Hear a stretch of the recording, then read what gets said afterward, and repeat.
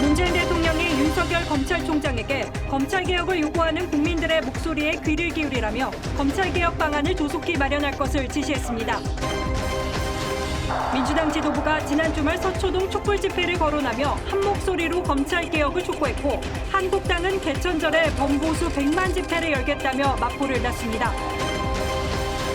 검찰이 조 장관을 보인 정경심 동양대 교수 소환 당일 구급차 대기를 검토하는 등 세부 사안 검토에 들어갔습니다.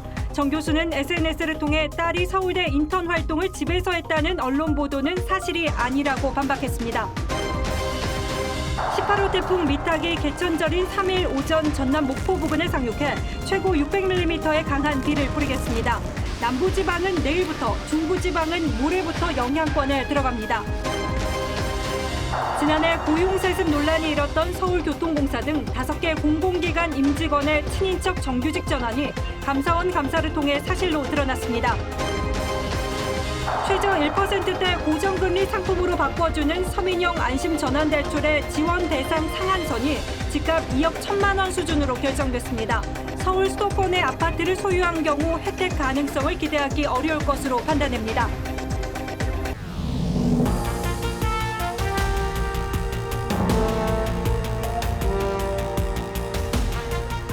여러분 안녕하십니까? 뉴스9의 신동욱입니다. 문재인 대통령이 조국 법무장관을 청와대로 직접 불러 업무 보고를 받았습니다. 업무 보고의 내용은 대부분 검찰 개혁에 관한 것들이었고, 형식 자체가 조국 장관에게 힘을 실어주는 것으로 보였습니다. 대통령의 발언 가운데 특히 눈에 띄는 대목은 국민에게 신뢰받는 권력기관이 될 수 있는 방안을 조속히 마련하라고 검찰총장에게 지시한다라고 한 것입니다. 참석도 하지 않은 윤석열 검찰총장을 직접 겨냥해 지시라는 메시지를 전한 것 자체가 매우 이례적이고 다시 한번 검찰을 강하게 압박하는 모양새가 됐습니다. 먼저 백대우 기자가 보도합니다. 문재인 대통령이 조국 법무부 장관을 옆에 두고 지난주 금요일에 이어 또다시 검찰개혁을 언급했습니다. 권력기관일수록 더 강한 민주적 통제를 받아야 합니다. 장관과 관련된 수사가 종료되는 대로 내용을 확정하고 시행할 수 있도록. 조 장관이 보고한 내용은 검찰 형사부와 공판부 강화, 그리고 피의사실 공보준칙 개정을 핵심으로 합니다. 결과적으로 검찰의 특수수사 기능과 권한을 약화시키는 방안입니다. 형식적으로는 조 장관의 법무부 업무보고 자리인데 문 대통령이 조 장관을 청와대로 직접 불러 힘을 실어준 모양새가 됐습니다. 법무장관을 통해 검찰총장에게 지시를 내릴 수 있지만 문 대통령은 이례적으로 직접 검찰총장에게 내리는 지시를 공개했습니다. 검찰개혁안을 제시하라는 것이었습니다. 국민으로부터 신뢰받는 권력기관이 될 수 있는 방안을 조속히 마련해 제시해 주길 바랍니다. 개혁을 요구하는 국민 목소리에 귀 기울이라고도 했습니다. 젊은 검사들, 여성 검사들, 그리고 형사부와 공판부 검사들의 다양한 의견을 수렴하라고도 지시했습니다. 이는 서초동 검찰청사 주변에서 벌어진 집회와 이문정 검사 등의 검찰 내부 비판을 염두에 둔 발언이라는 해석이 나옵니다. TV조선 백대호입니다. 때를 맞춰 2기 법무검찰개혁위원회도 오늘 공식 출범했습니다. 민변 출신의 변호사가 위원장에 임명됐고, 양성태 대법원장 사법농단 의혹을 제기했던 판사도 위원으로 합류했습니다. 이번 위원회는 상황인 만큼 매우 속도감 있게 개혁을 밀어붙일 거란 전망이 많습니다. 신원석 기자가 보도합니다. 2기 법무검찰개혁위원회 위원장에 민변 부회장 출신의 김남준 변호사가 뽑혔습니다. 대선 때 문재인 대통령 캠프에서 반특권 검찰개혁 추진 단장을 맡았고 1기 개혁위 위원으로 활동하며 검찰개혁 밑그림을 그린 인물입니다. 위원은 양승태 전 대법원장의 사법행정권 남용 의혹을 제기했던 이탄희 전 판사도 이름을 올렸습니다. 이 전 판사는 SNS에서 검찰개혁이라는 과업이 중요해 응했다고 밝혔습니다. 민간위원으로만 구성됐던 1기 때와 달리 현직 검사와 법무부 공무원도 합류했습니다. 7사 9시의 관점에서 입법 과정을 통하지 않고도 검찰개혁의 목적을 달성할 수 있는 생생한 개혁 과제를 발굴하는 목적에 기여할 수 있습니다. 검찰 과거사회위원으로 활동한 김용민 변호사, 여성 인권을 강조해온 오선희 변호사, 주간지 시사인 기자 등 모두 16명이 위촉됐습니다. 위원회는 첫 회의에서 검찰의 직접 수사를 축소하고 형사 공판부로 중심 이동을 위한 사무기구 규정 등의 개정에 즉시 착수하라는 권고안을 의결했습니다. 특수부 출신의 검사들이 독점을 하는 경향이 있어서 그러니까 민생 수사에 대한 인권 수사에 대한 그러니까 국민들의 검찰 개혁의 요구를 민변 출신 좌장과 비슷한 성향의 인사들이 주축을 이룬 새 개혁위원회는 임기 1년 전반 기한에 목표 개혁 과제를 완수하겠다며 속도도 강조하는 분위기입니다. TV조선 신은서입니다. 지난 주말 서초동 검찰청사 앞에서 대규모 촛불 집회가 열린 이후 여당이 공세로 방향을 전환했습니다. 검찰 개혁에 대한 국민의 여망이 확인됐다는 주장이 대세를 이뤘고 정경심 교수를 기소하면 윤석열 총장이 사퇴해야 한다는 말까지 나왔습니다. 김보건 기자가 취재했습니다. 민주당은 서초동 집회를 두고 민심을 확인했다며 환영했습니다. 과잉 수사를 일삼는 검찰 그리고 이를 경쟁의 소재로만 삼고 있는 일부 야당의 경종을 울리고 있다고 생각이 됩니다. 200만 명이라는 참석자 숫자가 가능하지 않다는 정황이 나오자 숫자는 중요하지 않다고 물러섰습니다. 100만이든 200만이든 중요한 것은 검찰개혁 단일 이슈로 헌정사상 가장 많은 시민이 모였다는 것이고 대정부 질문에서 윤석열 총장 해임을 주장하기도 했습니다. 임기는 보장됐다고 합니다만 윤 총장을 포함해서 무리한 이번 검찰 수사를 진행한 분들에 대해서 책임져야 되지 않겠냐라는 게 국민들이 보는 상적인 시각인 것 같은데 여기에 대해서는 어떻게 생각하세요? 이낙연 총리는 가능성을 부인하지 않았습니다. 네, 지금 단계에서 언급하지 않는 것이 바람직해 보입니다. 조국 장관의 부인 정경심 교수의 기소를 해임 시점으로 거론하기도 합니다. 윤석열 총장은 스스로 그치를 정해야 하는 불행한 상황을 맞게 될 수도 있고요.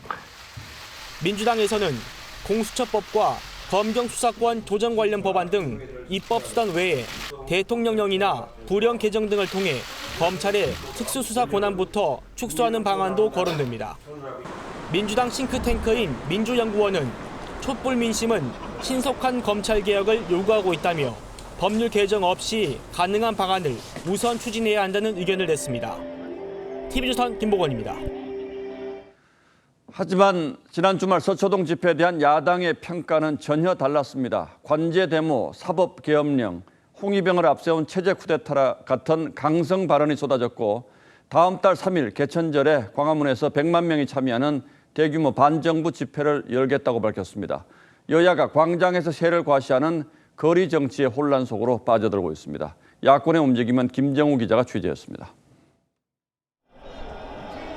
더불어민주당의 이른바 200만 촛불 집회 주장에 자유한국당은 인원을 수십 배 불린 거짓말이라고 비판했습니다. 친문 세력들은 검찰의 구태타라고 주장하지만은 오히려 지금 이 정권이 사법 계엄령을 내린 거 아닙니까? 군중 정치, 모택동과 나치 수법이란 표현도 나왔습니다. 한마디로 대한민국 사법 체제 전복 행위입니다. 문재인 대통령 홍위병을 앞세운 체제 쿠데타입니다. 한국당을 비롯한 보수 정당과 단체들은 개천절 광화문과 서울역 일대에서 대규모 정부 규탄 집회를 계획 중입니다. 희망을 추산해 보면은 한 150만 명이 되지 않을까 이렇게 생각을 하고 하나가 되어서 대규모 규탄 대회를 할 것입니다. 한국당 관계자는 행사는 별개로 진행하지만 군중들이 자연스럽게 합세할 가능성도 있다고 전망했습니다. 전국 대학생연합은 같은 날 저녁 대학로에서 조 장관 사퇴를 촉구하는 집회를 엽니다. 평범한 대학생들을 정치적으로 매도하여 회방을 놓는 기득권 세력들은 왜곡과 선동을 즉시 중단하고 범야권에선 대규모 집회를 예상하고 있지만 개천절 오전 18호 태풍 미탁이 상륙할 것으로 예보돼 날씨도 변수가 될 전망입니다. TV조선 김정우입니다. 지난 주말 검찰청 앞에서 열린 촛불 집회에 200만 명이 참가했다는 주최 측의 주장에 대해서 야당 쪽에서는 터무니없는 얘기다, 많아야 5만 명이라는 반박이 나왔습니다. 물론 숫자가 중요한 것이 아니라 어느 쪽의 주장이 더 설득력을 갖고 있느냐를 따져볼 문제이긴 합니다만 그 숫자 자체도 차이가 너무 커서 오늘은 어느 쪽의 주장이 사실에 가까운지 최대한 객관적으로 좀 따져보도록 하겠습니다. 먼저 양측의 주장부터 듣겠습니다. 저희가 맨 저 끝에서 지금 집회를 하는 것이고 이거는 100만이 아닌 최소 200만 명이 오셨습니다. 서초구에서 주최한 서리풀 축제 인원은 한 7만 정도로 추산을 하고 있습니다.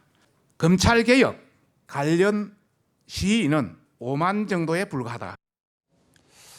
자, 강동원 기자 좀 전에 들어봤습니다만 200만 명이라고 하는 것은 주최 측의 추산인 거죠? 예, 맞습니다. 여기에 민주당이 좀 힘을 보탰습니다. 어제 오전에 이재정 민주당 대변인이 200만 국민의 검찰청 앞에 모여서 검찰개혁을 외쳤다. 이렇게 논평을 했습니다. 예, 화면에 표시된 이 부근인 모양인데 공간적으로만 보면 여기에 200만 명이 들어갈 수가 있습니까? 단순하게요. 이 면적이랑 이 사람이 들어갈 수 있는 가능한 공간만 가지고 좀 따져보도록 하겠습니다. 자, 화면에 보이시는 이곳이요. 이 주최 측이 집회 장소로 신고한 곳입니다. 이 바로 서초역 사거리에서 누에다리 구간인데요. 면적은 약 28,300제곱미터입니다. 3.3제곱미터당 성인 남자 9명이 빽빽하게 서 있다고 가정을 해보면 이 최대 8만 5천 명까지 가능한 공간입니다. 예. 자, 그런데 이 서초역에서 교대역 사이 이 거리 구간에 이 집회 참가자들이 모여 있었습니다. 자, 이 구간까지 합치면 이 면적은 약 4만 9,800제곱미터입니다. 자, 이때는 최대 15만 명까지 들어설 수 있는 공간이 나옵니다. 자, 그리고 이 촛불 시위 주최 측은 이 같은 시간 집회 현장 근처에서 열린 이 서리풀 페스티벌에도 집회 지지자들이 섞여 있었다고 말을 했는데, 자, 이게 사실이라고 하더라도 이 총 면적은 약 93,500제곱미터, 이 최대 29만 명의 성인이 빽빽하게 설 수 있는 공간이 나옵니다. 그러니까 앉아 있지 않고 빽빽하게 서 있을 때 최대 이 정도 숫자가 나온다는 거죠. 맞습니다. 그런데 보도 영상을 보면 앉아 있는 사람들도 상당히 많은 것 같던데요. 그럼 어떻게 됩니까? 예, 만약 앉아 있는 상황으로 가정을 하면요, 이 최대 17만 명 정도가 들어설 수 있습니다. 자, 그리고 그날 서초역과 교대역을 이용한 승객의 수가 약 10만 명이었다는 언론 보도도 있었습니다. 그런데 이번 집회를 방탄소년단의 공연과 비교한 사진도 돌아다니던데 이건 어떻게 해석할 수가 있습니까? 화면에 사진을 좀 보면서 설명을 드리겠습니다. 예. 왼쪽에 보이는 게 지난 28일 날 서초구에서 있었던 촛불 집회 사진입니다. 자, 그리고 이 오른쪽에 있는 사진이 이 방탄소년단이 도쿄돔에서 콘서트를 했던 사진인데, 자, 언뜻 비슷하게 보이거나 이 도쿄돔 사진이 훨씬 사람이 많아 보이죠. 자, 도쿄돔은요, 약 면적이 46,755제곱미터입니다. 약 5만 명이 최대 수용 인원이고, 자, 이렇게 빽빽한 인원이 5만 명 정도 된다는 이야기입니다. 자, 그리고 다음 사진을 좀 보시겠습니다. 이것은 FC 바르셀로나의 캄프누 경기장의 모습인데, 자, 여기도 약 10만 명을 수용할 수 있는 규모입니다. 자, 마지막으로요, 이 사진은 이 북한 김일성 광장에서 열렸던 군중 집회 모습입니다. 자, 김일성 광장의 경우에 약 7만 5천 제곱미터입니다. 22만 6천 명이 있었다는 계산이 나오고 있습니다. 자, 물론 뭐 정확한 숫자는 잘 모르겠습니다만 어쨌든 이런 사실에 기초해 보면 200만 명은 어쨌든 뭐 상당히 과장된 숫자이면 틀림없군요. 예, 맞습니다. 특히 현재 서울시 인구는 1,000만 명이 조금 넘은 상태입니다. 200만 명이면요, 서울 시민 5명 중 1명이 이 집회에 참석했다는 말이 됩니다. 자, 그리고 집회가 열린 서초구는 물론 인근에 있는 강남구와 송파구의 인구를 다 합쳐도 200만 명이 안 된다고 나와 있습니다. 예, 강 기자 잘 들었습니다.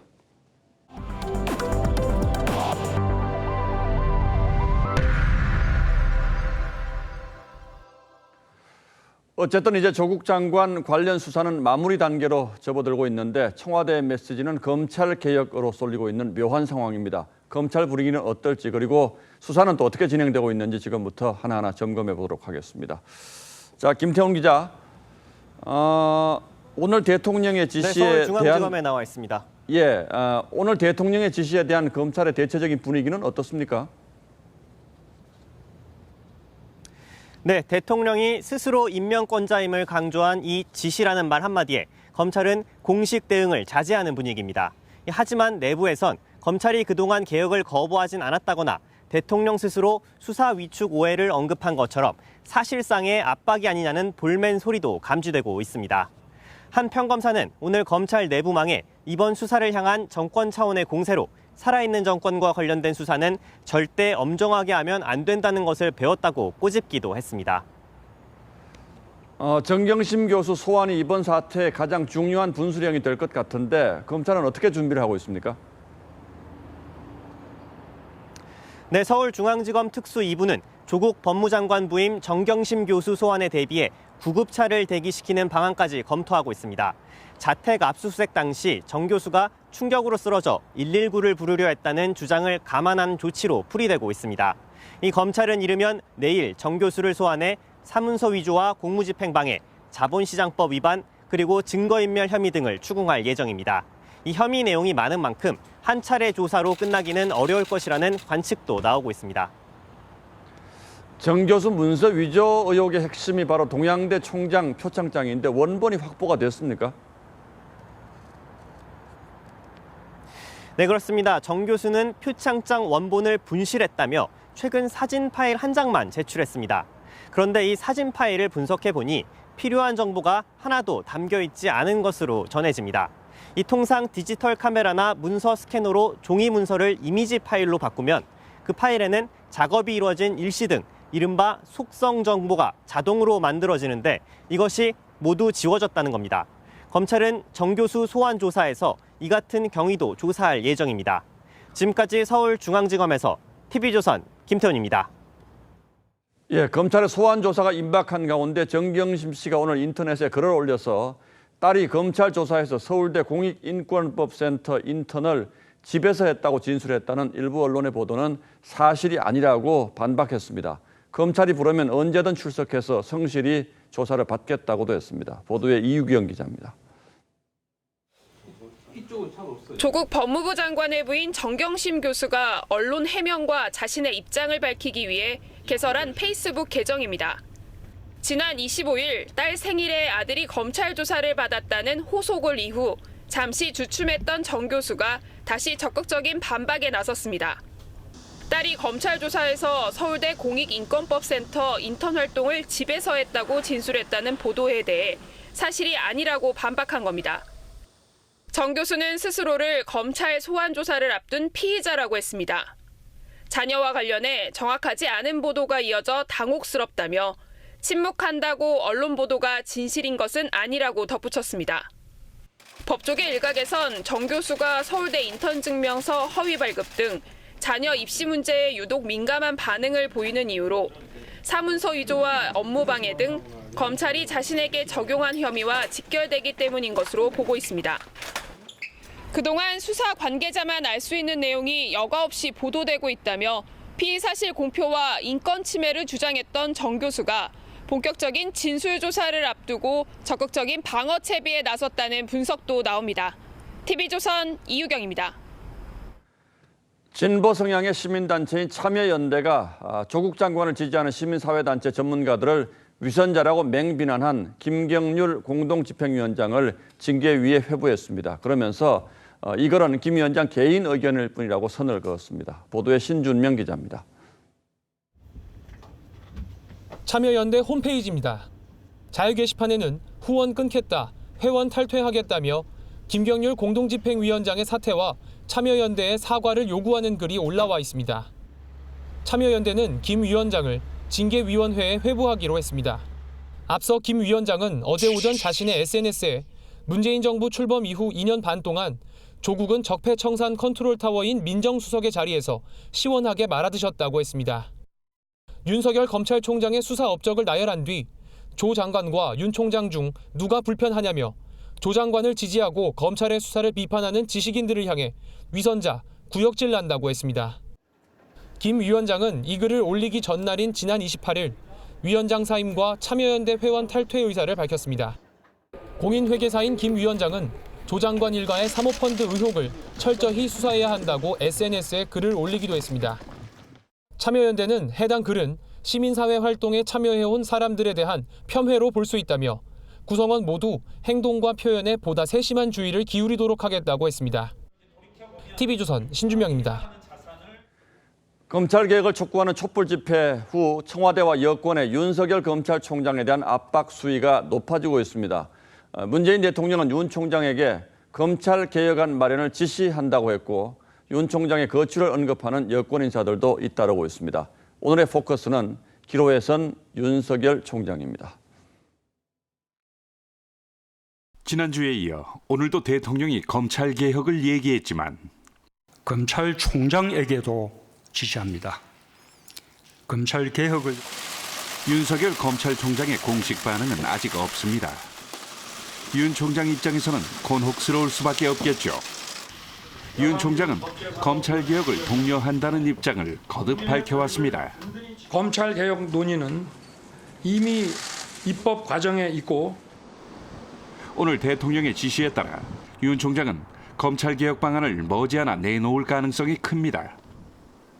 하지만 이와는 별개로 조국 장관 수사는 물러서기 힘든 상황이라는 게 검찰 안팎의 얘기입니다.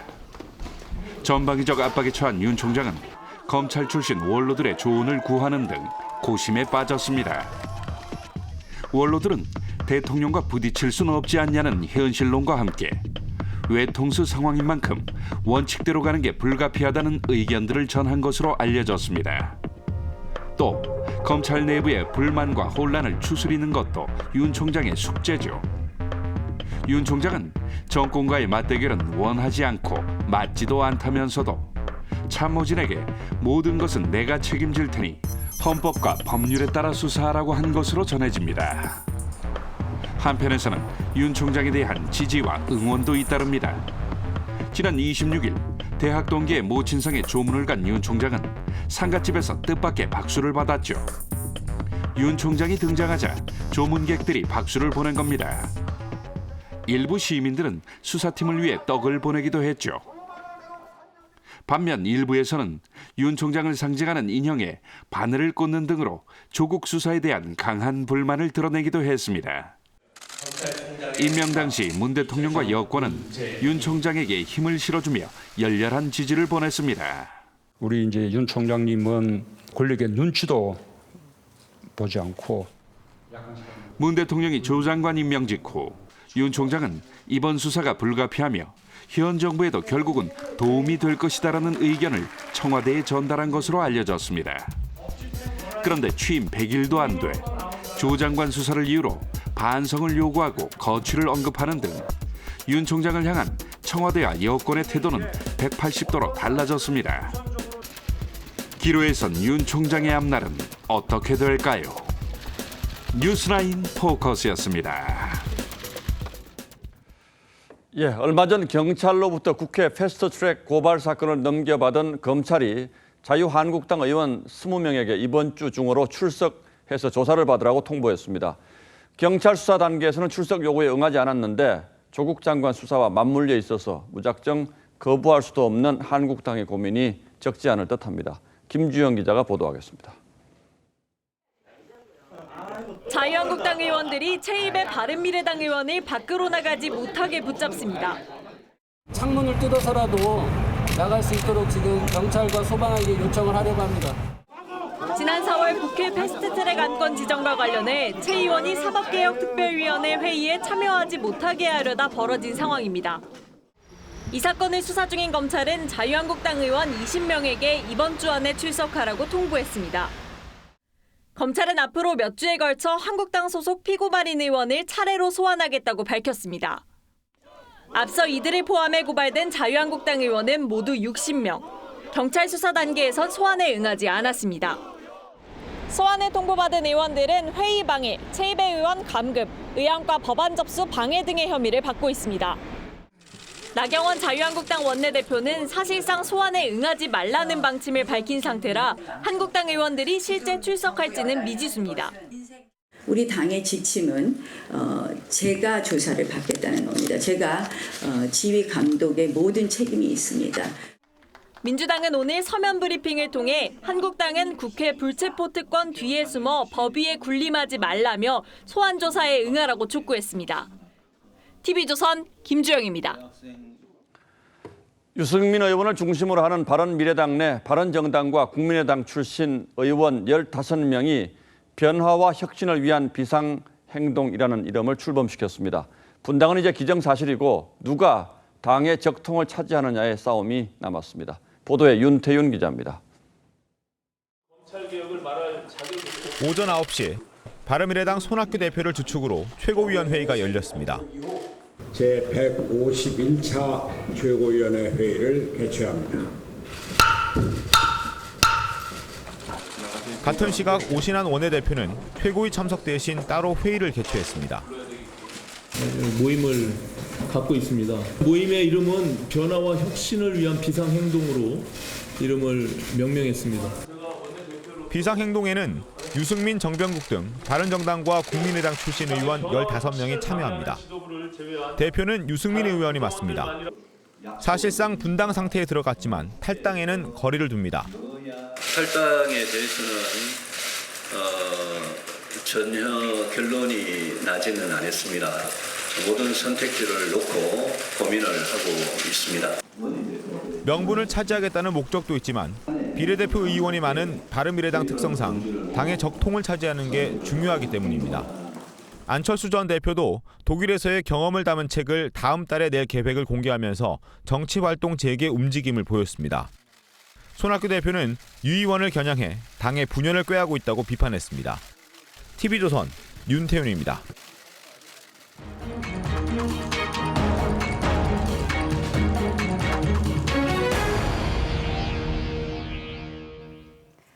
태풍 타파가 한반도를 휩쓸고 지나간 지 불과 10여일인데 이번에는 미탁이 개천절인 모레 전남 목포 부근에 상륙합니다. 이번엔 해상이 아닌 내륙을 관통할 것으로 보여서 걱정인데 남부지방은 내일부터, 중부지방은 모레부터 영향권에 들어가서 최고 600mm의 강한 비를 뿌리겠습니다. 이철임 기자가 왜 올해 태풍이 유독 많은지, 미탁의 강도는 어느 정도인지 분석했습니다. 이틀 전 발생한 제18호 태풍 미탁이 북태평양 고기압의 가장자리를 따라 대만 남동쪽 해상에서 북상하고 있습니다. 중심기압 970헥토파스칼에 최대 풍속 초속 35m, 강풍 반경 320km의 강한 중형 태풍입니다.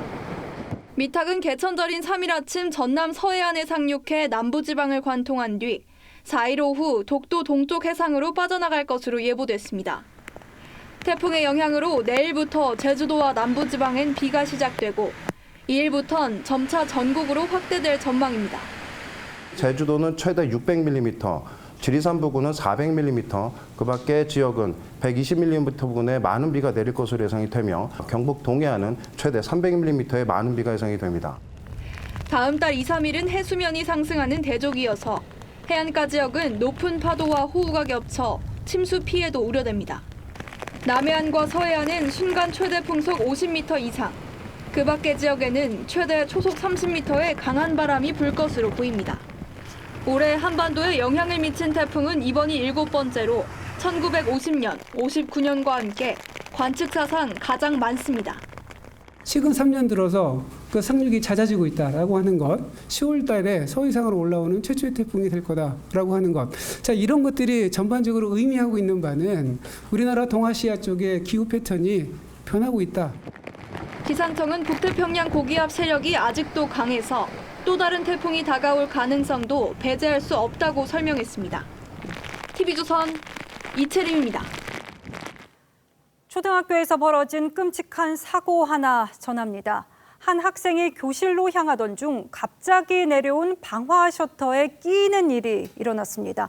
이 방화 셔터에 이상 신호가 발견되자 학교 직원이 기기판을 잘못 눌러 벌어진 일인데요. 이 셔터는 불과 6일 전에 점검에서도 정상 판정을 받았던 것으로 확인됐습니다. 학생의 의식은 돌아오지 않고 있습니다. 이성진 기자입니다. 경남 김해의 한 초등학교입니다. 구급차가 들어오더니 황급히 빠져나갑니다. 오늘 아침 8시 30분쯤 등교하던 8살 A군이 내려오는 방화 셔터에 몸이 끼었습니다. A군은 내려오고 있던 이 셔터 밑을 기어서 통과하려고 했습니다. 그런데 등에 메고 있던 가방이 셔터 끝단에 걸렸습니다. 먼저 셔터를 통과한 학생이 교사를 불러 A군을 구조했습니다. 구조 직후 심폐소생술을 했지만 A군은 아직 의식불명 상태입니다. 이제 담임 쌤은 여기서 이걸 잡고 여기 있는 쌤은 내려가서 도서관에 가서 책을 가져와가지고 책을 더 이상 못 내려 대는 거고. 사고는 방화 셔터가 갑자기 내려오면서 벌어졌습니다. 방화 셔터 자동 가동 램프가 꺼지자 직원 64살 B씨가 수동으로 전환했는데 전체 12개 셔터가 일제히 내려왔습니다. 이 셔터는 최근 위탁업체 점검에서 정상 판정을 받았습니다. 계약업체, 그 이제 소학교하고 이렇게 소방 계약을 했는 겁니다. 그 업체에서 해답니다. 4월 1일 점검했고 9월 24일 점검했답니다. 경찰은 담당자 B씨와 위탁업체 관계자를 불러 오작동과 허위 점검 여부 등을 조사하고 있습니다. TV조선 이성진입니다. 유력 인사 자제의 마약 적발이 잇따르고 있습니다. 이번에는 홍정욱 전 한나라당 의원의 10대 딸입니다. 이 앞서 적발됐던 재벌 3세들과 같은 마약류인 액상대마를 밀반입하려다가 인천공항에서 적발됐는데요. 법원은 초범인 점을 고려해서 구속영장을 기각했습니다. 강석 기자의 보도입니다. 홍정욱 전 한나라당 의원 딸인 18살 홍모양. 하와이에서 출발한 홍양은 지난 27일 오후 5시 40분쯤 인천공항에 도착했습니다. 그런데 세관 검사 도중 홍양의 여행용 가방 등에서 마약류가 발견됐습니다. 액상대마 카트리지 등 변종 마약인 것으로 알려졌습니다. 세관은 검찰에 관련 내용을 통보했고 검찰은 홍양을 긴급 체포했습니다. 액상대마는 대마초에 비해 환각 효과가 10배 정도 큰 것으로 알려졌습니다. 인천지검은 어제 홍양에 대해 구속영장을 청구했지만 인천지법은 오늘 영장을 기각했습니다.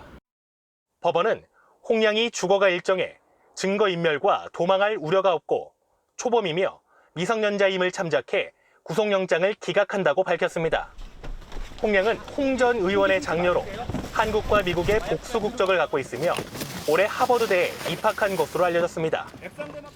홍 전 의원도 제18대 국회의원을 지냈으며 19대 총선 때 불출마를 선언하고 기업인으로 활동했습니다. TV조선 강석입니다. 앞서 국과수는 고유정 의붓아들의 사망 원인을 질식사로 결론 내렸었죠. 이 경찰 조사 결과 고유정이 아이가 숨지기 전 질식사 관련 뉴스를 검색한 것으로 드러났습니다. 경찰은 이 같은 정황 증거를 바탕으로 오늘 고유정을 살인 혐의로 검찰에 송치했는데 이게 직접 증거는 없어서 유죄 여부에 관한 다툼이 치열할 것으로 보입니다. 고유정은 오늘 열린 전 남편 살해 혐의 재판에서 처음으로 입을 열었습니다. 김다로 기자입니다. 고유정은 의붓아들이 숨지기 8일 전 질식사와 관련된 뉴스를 봤습니다. 치매에 걸린 아버지를 눌러 숨지게 한 사건이었습니다. 국과수가 밝힌 고유정 의붓아들의 사망 원인은 압착에 의한 질식사입니다. 고유정이 본 뉴스의 범행 수법과 의붓아들의 사인이 비슷합니다. 고유정은 또 지난해 11월 수면 유도제를 구입했습니다. 현 남편의 몸에서는 고유정이 구입한 수면 유도제와 같은 성분이 검출됐습니다. 다만 경찰은 현 남편이 수면제를 먹은 시기와 양을 알 수는 없다고 밝혔습니다. 경찰은 이런 정황 증거를 토대로 고유정에게 살인 혐의를 적용해 오늘 검찰에 송치했습니다. 하지만 직접 증거는 없습니다. 유죄 여부는 물론 검찰의 기소도 불투명합니다. 기소 자체도 어려울 수도 있고 고유정의 살인을 입증할 수 있느냐. 이건 굉장히 어려운 일이에요. 자백이 없다면. 전 남편 살해 혐의로 재판을 받고 있는 고유정은 오늘 4차 공판에서 처음으로 직접 입장을 밝혔습니다. 고유정은 자신이 쓴 8쪽 분량의 의견서를 울먹이며 10분가량 읽었습니다. 고유정은 기존 주장대로 전 남편이 성폭행하려고 해 우발적으로 저지른 사건이라고 주장했습니다. 또 과장된 추측이 아니라 공정한 재판을 해달라고 말했습니다. TV조선 김다로입니다. 지난해 친인척 채용 비리가 불거졌던 서울교통공사의 고용세습 의혹이 감사원 감사를 통해서 사실로 드러났습니다. 감사원은 서울시의 교통공사 사장 해임을 권고했지만 서울시는 오히려 재심을 청구하며 반발했습니다. 이정현 기자입니다. 서울교통공사가 작년 비정규직에서 정규직으로 전환한 1,285명 중 192명이 기존 직원과 친인척인 것으로 감사원 감사 결과 확인됐습니다. 6명 중 1명꼴입니다. 고용세습 의혹이 불거진 후 교통공사가 자체 조사한 112명보다 80명이 더 많았습니다. 이 가운데 129명은 2017년 7월 서울시가 비정규직의 정규직 전환 방침을 발표하기 전인 2016년과 2017년에 입사했습니다. 이 방식이 정말 교묘하기 짝이 없습니다. 정규직 전환이 대대적인 정규직 전환이 예고되자 일단 임시직으로 친인척을 뽑아놓고 정규직 전환으로 동원하게 된 겁니다. 특히 임직원 추천을 받은 45명은 면접만 보고 채용한 것으로 확인됐습니다. 감사원은 박원순 서울시장에 대한 주의와 함께 인사 업무를 부당하게 처리한 서울교통공사 사장을 해임하라고 권고했습니다. 서울시는 그러나 서울교통공사 채용 비리와 관련된 일체 의혹이 해소됐다는 상반된 해석을 내놨습니다. 교통공사 사장 해임 권고 역시 받아들일 수 없다며 재심의를 청구하겠다고 예고했습니다. TV조선 이정현입니다. 현 정부 들어 비정규직의 정규직 전환을 위해서 공공기관들은 자회사를 만들어서 비정규직을 대거 직접 고용했는데요. 이 국토교통부 산하 기관들의 자회사 대표이사는 누구인가 분석을 해보니까 대부분 이른바 여권 인사로 꼽히는 인물들이었습니다. 지선우 기자입니다. LH공사는 사업 관리와 상담센터 직원들을 정규직 전환하기 위해 지난해 10월 2개 자회사를 만들었습니다. 그런데 한 곳은 전 경남 노사모 대표이자 민주당 지역위원장 출신, 또 다른 한 곳은 민주당 경기도의원, 문재인 대통령 대선 캠프 출신 인사가 대표이사를 맡았습니다. 국토정보공사의 자회사 대표는 노무현 전 대통령 캠프 선대위 보좌관, 한국감정원 자회사 대표는 민주당 지역위원장, 시장 후보 출신입니다.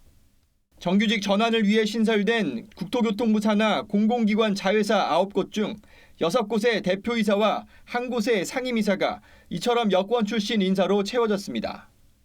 그 해당 공공기관에 필요한 전문적인 소양과 자질을 갖췄는지에 대해서 심각한 우려를 제기합니다. 일부 회사에선 최종 면접에서 2위를 받은 여권 인사가 이사회 결정에 따라 대표이사에 오른 것으로 나타났습니다. 의사결정 하나 잘못하면 그 피해가 고스란히 국민들께 돌아갈 수밖에 없는 전문성이 필요로 한 자리는 이제 그런 걸 못하도록 아예 제도화시켜버리는 걸. 정규직 전환을 위한 정책이 정치권 인사들의 자리 챙겨주기 기회가 됐다는 지적이 나옵니다. TV조선 지선호입니다. 어제 신청이 마감된 서민형 안심전환대출에 공급 한도 20조 원의 3배가 넘는 74조 원이 몰렸습니다.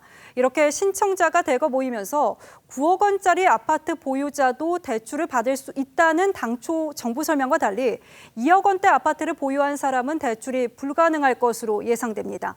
그러니까 서울 등 수도권의 아파트를 소유한 분들은 대출이 어렵다는 얘기입니다. 최원희 기자입니다. 현재 주택담보대출을 연 1%대 고정금리로 바꿔주는 서민형 안심전환대출 신청액이 73조 9천억 원으로 집계됐습니다. 정부 공급 한도 20조 원의 3배가 넘습니다. 총 63만 5천 건, 73조 9천억 원이 접수되었으며 금리구대 혜택이 있는 온라인 창구로 전체 신청건의 88%가 집중되었습니다. 신청이 몰리면서 대출 가능 커트라인은 크게 낮아졌습니다. 당초 정부는 9억 원짜리 주택 보유자까지 대출 신청을 받았지만 실제로는 2억 1천만 원 이하 소유주까지만 대출이 이뤄질 것으로 보입니다. 심사 탈락자를 감안해도 커트라인은 2억 8천만 원을 넘지 못할 전망입니다. 집값 상한선이 2억 원대로 예상되면서 서울 등 수도권 신청자는 대거 탈락할 것으로 보입니다. 이번 달 서울의 주택 중위 매매 가격은 6억 5,300여만 원, 경기도도 3억 2,100여만 원에 달해 수도권 신청자들은 대부분 탈락이 예상됩니다. 시가 9억 이하에는 들어오지만 대부분은 아마 탈락을 할 것으로 예상이 되고요. 시뮬레이션을 분명히 했을 텐데요. 이렇게 많이 몰릴지는 몰랐던 거죠. 잘못된 수요 예측으로 서민들의 실망감만 키웠다는 지적이 커지는 가운데 정부는 추가 공급은 없다며 심사를 거쳐 연말까지 대출 전환을 끝내겠다고 밝혔습니다. TV조선 최원입니다. 다음 뉴스입니다. 문재인 대통령이 정세현 전 장관이 부의장으로 취임한 민주평통자문회의에서 2032년 남북 공동올림픽 개최를 추진하는 데 힘을 모아달라고 당부했습니다. 지금의 남북 정세와는 무관하게 여러 가지 계획들이 나왔지만 대부분 북한 비핵화가 핵심적인 전제인 사업들입니다. 보도에 최지원 기자입니다. 문재인 대통령이 청와대에서 열린 19기 민주평통자문회의 출범식에서 2032년 서울, 평양 공동올림픽 개최를 위해 힘을 모아달라고 당부했습니다. 2032년 서울 평양 공동올림픽은 한반도의 평화 위에 남북의 협력과 단합을 세계에 선포하는 행사가 될 것입니다. 이어 북한이 진정성 있게 비핵화를 실천하면 상응 조치로 비무장지대를 국제경제 특구화해야 한다고 강조했습니다. 정세현 수석부의장도 남북 경제협력 추진을 다짐했습니다. 평화경제 실현을 위한 국민 참여형 남북교류협력 사업을 적극적으로 발굴하고 또 추진해 나가도록 하겠습니다. 자문위원들은 그러나 남북 공동올림픽 유치를 위해 공동유치단 조기 출범과 공동기자회견, 공동경기관람 등을 추진해야 하지만 북한의 호응을 이끌어내기가 쉽지 않은 상황이라고 진단했습니다. 문 대통령은 2년 전 민주평통회의에서 정부가 북한의 핵과 미사일 도발에 단호히 대처해왔다고 했지만 이번에는 최근 미사일 도발에 대한 언급 없이 GP 철거로 평화의 길이 열렸다는 성과만 언급했습니다. TV조선 최지원입니다. 자, 그런데 국회에서는 오늘 북한 미사일 발사를 규탄하는 결의안이 채택되었습니다. 북한의 도발이 9.19 합의 정신에 위배된다는 점을 분명히 지적하고 있는데 정부는 여전히 북한이 약속을 어긴 것은 없다고 주장하고 있죠. 차정성 기자가 취재했습니다. 국회 대정부 질문에 참석한 정경두 국방장관은 북한의 이딴 탄도미사일 발사에도 9.19 군사합의 위반은 단 한 건도 없다고 했습니다. 미사일 쏜 게 적대 행위입니까 아닙니까? 그러면은 우리가 시험 개발하는 것은 어떻게 표현해야 됩니까? 정부 관계자는 외신 기자들을 만나 북한이 북쪽과 동쪽을 향해 미사일을 발사하듯 우리도 남쪽과 서쪽을 향해 똑같이 시도했다며 북한의 미사일 발사가 합의 위반이라면 우리도 합의 위반이란 취지의 발언을 했습니다. 핵도 없고 제한도 받지 않는 우리의 미사일 발사를 비교하는 것 자체가 사실관계와 여론을 호도하는 것으로 봅니다. 북한이 신형 탄도미사일의 요격, 회피 기동까지 기술을 고도화하는 동안 우리 군은 제대로 된 실험을 안 한 것 아니냐는 의문도 나왔습니다. 9.19 남북 군사합의 이후에 그런 해상구역이 설정된 바가 없어요. 탄도미사일 발사 실험을 안 했다는 얘기잖아요. 군사합의 위반이 아니라는 정부 설명에도 국회는 여야가 함께 재석 의원 180에 찬성 168, 반대 4, 기권 8로 최근 안보 상황을 우려하는 규탄 결의안을 통과시켰습니다. 결의안은 북한이 군사적 도발 행위로 평화와 안정을 위협했고 이는 9.19 합의 정신에도 정면 위배된다고 규정했습니다. TV조선 차정수입니다. 벌써 17주째 민주화를 요구하며 시위를 벌이고 있는 홍콩 소식 전합니다. 홍콩 시민들은 우산혁명 5주년을 맞은 지난 주말에도 격렬한 시위를 벌이며 경찰과 충돌했는데요. 국경절인 내일도 대규모 집회를 예고했습니다. 김지수 기자입니다. 최루탄 연기 사이로 뒤엉킨 사람들. 경찰이 시위대를 향해 곤봉을 휘두릅니다. 홍콩에서 우산혁명 5주년을 맞아 주말 이틀 내내 시위가 열렸습니다.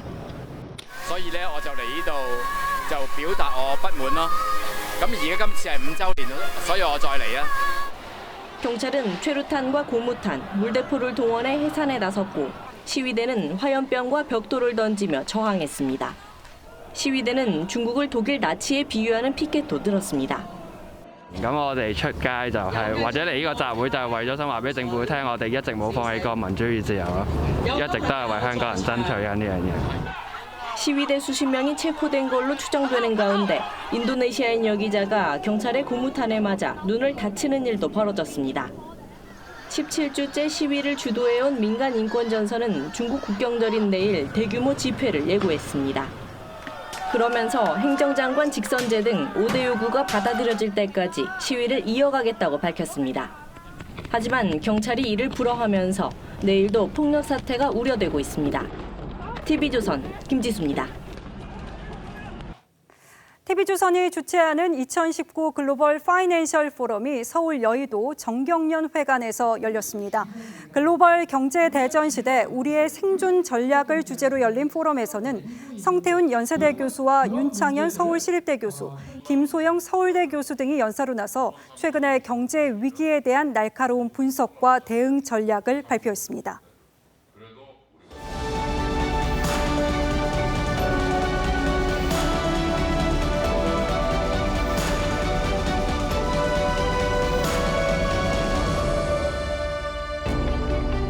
대한민국 2대 검찰총장은 김익진이었습니다. 그는 1950년 자유당 정권의 묵인 아래 고문과 사건 조작을 일삼던 정치 공작대를 수사합니다. 대통령이 관여하지 말라는 특명까지 내렸지만 무시하고 100명 넘는 대원을 잡아들이죠. 그러자 대통령은 다시 기소하지 말라는 친서를 보냅니다. 하지만 그는 불기소 처분은 법에 어긋난다는 답을 보내고 기소를 강행합니다. 대통령이 그만두라고 해서 그만두면 나쁜 선례가 돼 검사들이 소신껏 수사를 할 수 없게 된다고 했다가 결국 서울고검장으로 강등되는 수모를 겪습니다. 그래도 버티다가 누명을 쓰고 파면되죠. 나중에 무죄 선고를 받기는 했습니다만 정신적 충격과 영양실조로 실명까지 하고 결국 세상을 떴습니다. 지금 대한민국에서 벌어지고 있는 상황이 이와 크게 다르지 않습니다. 대통령이 검찰에 경고성 메시지를 내고 검찰총장이 반박성 입장을 밝히는 헌정사상 초유의 일이 벌어졌습니다. 김익진처럼 대통령의 압력과 지시를 내친 검사들은 자유당 정권 때도 존재했지만 이번 공방은 국민 모두가 지켜보는 앞에서 벌어지고 있다는 점에서 유례를 찾을 수 없습니다. 대통령이 메시지를 낸 이튿날 대검찰청 앞에서 촛불 집회가 열린 것도 우연은 아닐 겁니다. 대통령은 인권을 존중하는 절제된 검찰권 행사를 강조했습니다.